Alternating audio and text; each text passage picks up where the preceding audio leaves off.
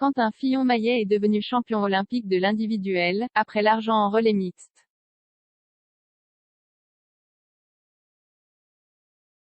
Le Français a notamment bâti son succès sur le tir debout, sa spécialité sur le circuit. Une juste récompense pour un athlète esthète de son sport et de l'instrument indispensable à la victoire, une carabine faite maison. Ils sont tombés comme des mouches, les uns après les autres.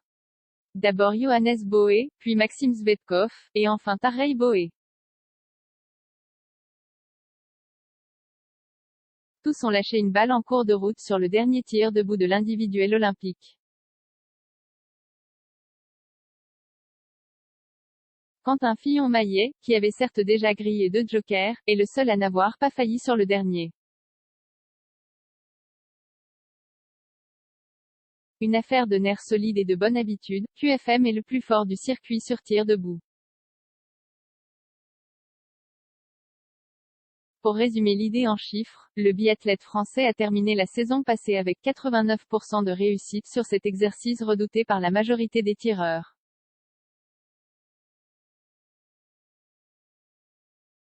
Ça a toujours été quelqu'un avec une cadence de tir mais aussi cette possibilité de pouvoir ralentir et poser, analyse l'ancien entraîneur de tir des équipes de France, Franck Badiou.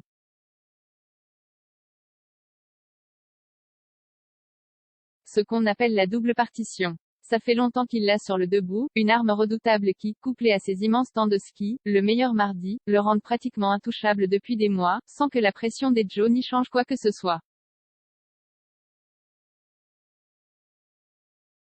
Les sagouins et les fignoleurs faut-il aussi voir, dans la chute collective de ses adversaires et la clémence des divinités chasseresses à l'égard du Français, la récompense à un homme qui a toujours traité son outil de travail avec le plus grand soin.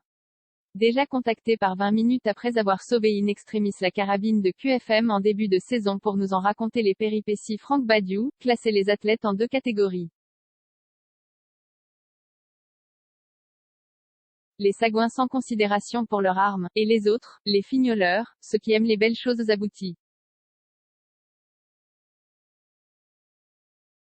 Fillon-Maillet apparaît naturellement dans la seconde caste. Le Haut-Jurassien prend du plaisir à concevoir lui-même ses carabines depuis 2009, moyennant des études en conception industrielle, suite logique du temps où il fabriquait des arbalètes dans l'atelier de menuiserie familiale.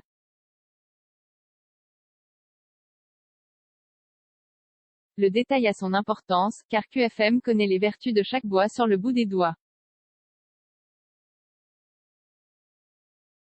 Il faut l'écouter en parler pour comprendre. Mais la carabine ne se suffit pas. Sa fiabilité augmente les chances de réussite, mais elle reste au fond le simple réceptacle des sensations de son possesseur.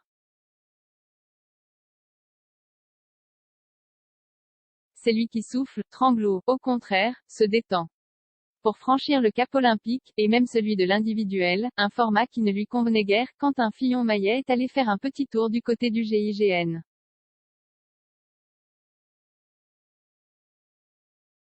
Je voulais voir comment ils appréhendent une situation de stress extrême en mission, expliquait-il à l'équipe, quand ils jouent leur vie, voir comment ils gèrent leurs émotions, travaillent avec le GIGN, travaillent tout court sur place, à Satori et dans un camp d'entraînement francilien, on a fait bosser le champion dans des conditions ingrates, cardio dans le rouge, bras congestionnés à mort, cibles de formes différentes.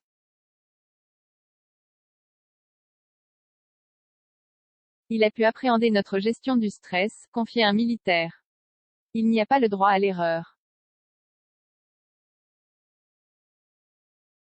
Au biathlon, il y a heureusement un peu plus de marge, même si l'individuel pardonne rarement. Avec 2 fautes, je n'imaginais pas pouvoir gagner, s'étonnait d'ailleurs le nouveau champion olympique en zone mixte. La victoire de la bonne étoile, mais surtout, celle du travail, insiste le coach des Bleus, Vincent Vitoz. Il n'a jamais été le plus doué mais il ne lâche jamais rien et il croit toujours en lui. Et en sa carabine.